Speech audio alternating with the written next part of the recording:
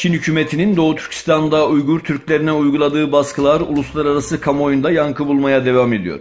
Avustralya'nın başkenti Canberra'da Doğu Türkistan hakkında toplantı düzenlendi. Devlet Üniversitesi'nde düzenlenen toplantıda Uygur meseleleri ve Çin hükümetinin baskıları ele alındı.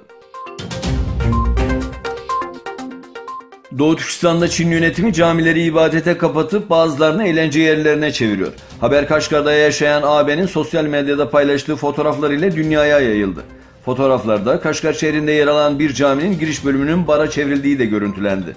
Ayrıca görüntülerde Kaşgar'daki camilerin enkaz hallerine yer verilip yaşananlar kültürel yıkım olarak nitelendirildi. Çin, Orta Asya boru hattından Çin'e doğalgaz sevkiyatı yılın ilk yarısında bir önceki yıla göre %18.75 arttı.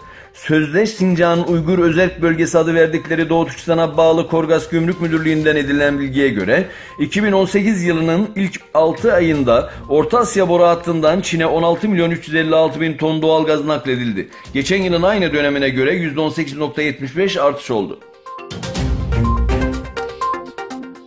İsrail gazetesi Haaretz'in haberine göre İsrail'de devlete tam sadakatle hizmet etmeleriyle tanınan ve askerlik yapan nadir azınlıklardan olan Dürzilerin Yahudi Ulus Devlet yasasını protesto için ordudan istifa etmeye başladığı bildirildi.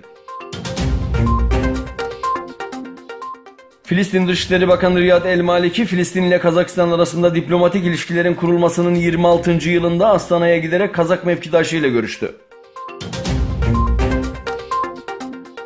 Rusya Dışişleri Bakanı Sergey Lavrov, Japon mevkidaşı Taro Kono ile görüştü. İkinci Dünya Savaşı'ndan beri anlaşmazlıkları bulunan iki ülke, barış antlaşması imzalamak üzere hazırlanıyor.